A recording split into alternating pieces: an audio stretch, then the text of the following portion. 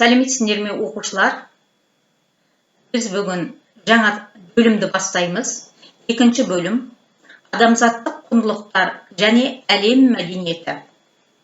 Бұл бөлімде әлемдік өркениеттегі ұлы жібек жолы туралы тарихи деректермен таныс боламыз. Әлемнің 7 кереметі жайлы қызықты ақпараттар мен тілдік бірліктерді танумен ұштастыра отырып оқимыз. Түркілердің ислам тарихында араласуы жайлы тарихи мәліметтермен таныс боламыз. Сабақтың тақырыбы сақтар және олардың мәдениетінен не білеміз? Оқу мақсаты бірінші мәтінде көтерілген мәселені талдай отырып негізгі ойды анықтау. Екінші, тақырыбы ұқсас ғылыми және публицистикалық стильдегі мәтіндердің тақырыбын, түрлерін, құрылымын салыстыра талдау. Күтілетін нәтиже тыңдалым және оқылым мәтінде көтерілген мәселені талдай отырып, негізгі ойды анықтайды. Тақырыбы ұқсас ғылыми және публицистикалық стильдегі мәтіндердің тақырыбын, түрлерін, құрылымын салыстыра талдайды. Алдымен тыңдалым мәтініне назар аударып алайық. Алтын адам қазақ тарихының ажырамас бөлігі. 1969 жылы Есік қорғаннан алғаш алтын адам табылғанда әлем назары Қазақстанға ауды. Одан соң елдің әр өңірінен тағы 6 адам шықты. Ал 2001 жылы шығыста Берел қорғандарынан алтынмен апталған Сақ ханзадасы мен ханшайымы және 11 аттың табылуы бүкіл әлем тарихына теңдессіз үлес еді. Елбасы Ұлы даланың жеті қыры мақаласында алтын адам феноменін ерекше айтып, тарихи маңызын зерттеуді тапсырды. Алтын адам замандағы өркениет жайлы келесі сюжетте. Алтай мен алтын адам бұл екеуі егіз ұғым. Сондықтан бұл өлкені соңғы 50-60 жылда түрлі тарихшы археологтар зерттеумен келеді. Катонқарағайдағы Берел қорғандарынан табылған жәдігерді зерделеген ғалымдар қазіргі қазақ сақтардың заңды мұрагер екенін дәлелдеді. Қарап тұрсаңыздар, бұл негізі өсімдіктік өрнек дейді, бірақ негізінен кейбір жерлері грифонға келеді. Грифон, қосарланған грифондар дейміз ба.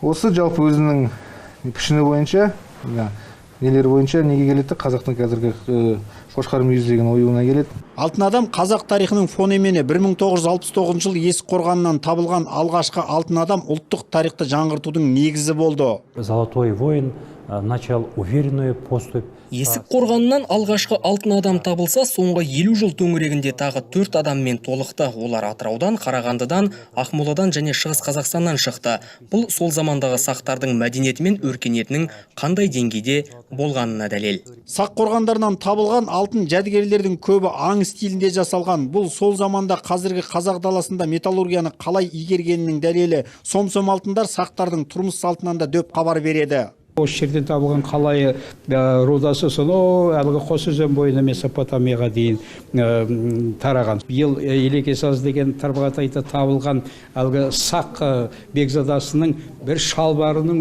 өзінің әшекей технологияның керемет озық дамығанының бір көрінісі ғой. Қазіргі кезде сондай жасай алмайтын 1 миллиметр немене әлгі әшекей бисерлі, соны барып тұрып жіппенен тізбектеп, содан кейін әлгі шалбарына тіккен, шалбарына әшекейлеген. Енді ғалымдар алтын адам ұғымын әлем тарихына енгізіп, ЮНЕСКО-ның құнды жәдігерлер тізіміне қосуды көздеп отыр. Енді тыңдалым мәтіні бойынша сұрақтарға жауап береміз. Бірінші сұрақ. Алматы облысы Есік қаласы маңында қорғаннан қанша алтын адам табылды? Екінші, Шығыс Қазақстан облысының қай ауданынан алтын адам табылды? Үшінші, алтын адамның әшекейлеріне қарап, сақ мәдениеті жайлы не айтар едіңдер? Мәтінді мұқият тыңдаған бала бұл сұрақтарға бірден жауап береді. Оқу мақсатында тақырыбы ұқсас ғылыми және публицистикалық стильдегі мәтіндердің тақырыбын, түрлерін, яғни мәтіннің түрлері әңгімелесу, сипаттау, талқылау, құрылымын салыстыра талдау берілді. Олай болатын болса, мәтіннің түрлерін есімізге түсіріп алайық. Сипаттау мәтіні, баяндау мәтіні немесе әңгімелеу мәтіні, пайымдау мәтін түрлері бар. Сипаттау мәтіні зат пен құбылыстың негізгі мәнді белгілері айтылады. Мысалы, бұл күнде тола түскен әйгерімнің нұрын, сәнді таза киімі әсіресе көркейткендей. яғни сипаттау мәтінінде әйгерімнің қандай ерекшеліктерін айтып тұр, оның толыса түскендігін айтып тұр, нұрлы жүзін айтып тұр, сондай-ақ таза киімін айтып тұр. Баяндау мәтіні немесе әңгімелеу мәтіні зат пен құбылыстың өзара байланысы сөз болады. Мысалы, ғалымдар атомды заттың бөлінбейтін бөлшегі деп ойлайды. Кейіннен оның протонға, нейтронға және электронға бөлінетінін анықталды. Пайымдау мәтінінде құбылыстың болу салдары мен себебі көрсетіледі. Мысалы, планеталардың орбиталары эллипс пішінді болғандықтан, олардың фокустары күнде орналасқан эллипс бойымен айналады. Енді фокустар неліктен күнді эллипс бойымен айланады? Себебі планеталардағы орбиталары эллипс пішінді болғандықтан екен. Міне, әңгімелеу, сипаттау, талқылау мәтінін есімізге түсіріп алдық. Енді мәтіннің әңгімелесу, сипаттау, пайымдау түрлері бар екен.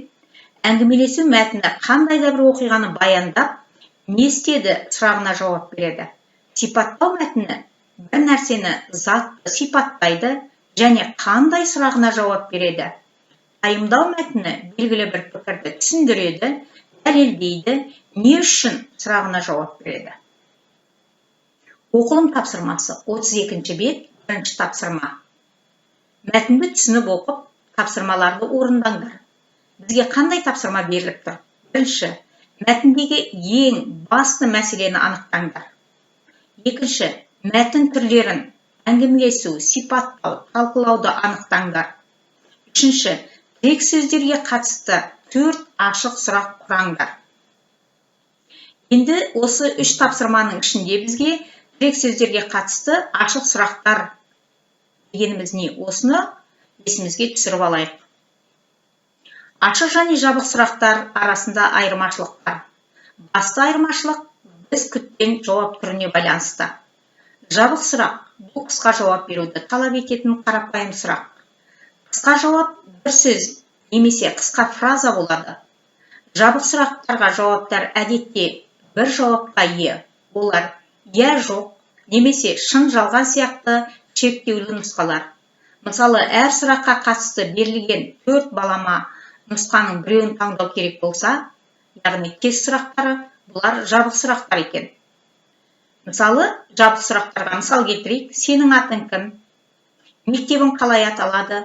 Неше жастасың деген сұрақтар, бұлар жабық сұрақтар болады. Өйткені жауабы бір сөзбен немесе қысқа фразамен беріледі. Ашық сұрақ бұл толық жауап беруді қажет ететін сұрақ. Бұл сұрақта толық жан-жақты сипаттамалық жауап беруіңізді күтеді. Ашық сұрақтарда жауап ретінде бір сөзді немесе қысқа фразаны жаза алмаймыз. Ашық сұрақтың жауабы егжей-тегжейлі берілу керек. Ашық сұрақтармен қорытындылауға келу үшін көп уақыт беріледі. Мысалы, алтын адамның сырт бейнесі туралы не ойлайсыз? Есік қаласынан табылған тостахандағы жазулардан қандай ой түйдіңдер? Неліктен? Енді жаңа оқылым мәтінімен танысқанбыз. Осы оқылым мәтініне байланысты сұрақтарға жауап берейік. Бірінші, археологиялық қазба жұмысының жемісті еңбегін қалай бағалауға болады? Екінші, алтын адамнан нені байқадыңдар? Үшінші, сақтар немен айналысқан? Төртінші, тостахандағы жазулар арқылы қандай ой түйдіңдер? Міне, оқылым мәтінін оқығаннан кейін осы сұрақтарға жауап беріңдер. Ережені есімізге түсірейік. 33-ші бетте берілген сөйлеу ағымындағы интонацияның құрамдас бөліктері. Интонация көркем мәтінді бейнелеу қызметін атқарады. Мәтінді әртүрлі мағыналық бөліктерге бөледі. Тыңдаушыға эмоционалды эстетикалық қырынан әсер етеді. Сөйлеу ағымына сай, сөйлем құрамындағы сөздердің байланысын қамтамасыз етеді. Әуен, әуез, қарқын, кідіріс интонацияның негізгі құрамдас бөлшектері. Сөйлеуде көркем әдебиетті мәнерлеп оқу кезінде интонацияның құрамдас бөлшектерін дұрыс пайдалана білу сөздің мағыналы әрі мәнді болуына әсер етеді. 34 бетте 4 тапсырма. Бұнда мәтінді осы үлгідегі қызықты мәліметтермен толықтырыңдар дейді. Бұнда алғаш алтын адамның табылғандығы, осы алтын адамның қалпына келтіруде Кемел Ақышевтың 3 жылғы еңбегінің сарп еткендігі, және екінші алтын адамды қалпына келтіруде қызмет еткен Қырым Алтынбековтың еңбектері жайлы айтылады. Міне осындай мәліметтермен ойларыңды сендер де толықтырыңдар. Кері байланыстың тапсырмасы балалар 35 бет 7 тапсырма. Алтын адамның суретіне қарап, тілдік құрылымдарды орынды қолданып, сипаттама мәтін жазыңдар. Сөз саны 50-60. Жаңа мәтіннің түрлерін біз айттық.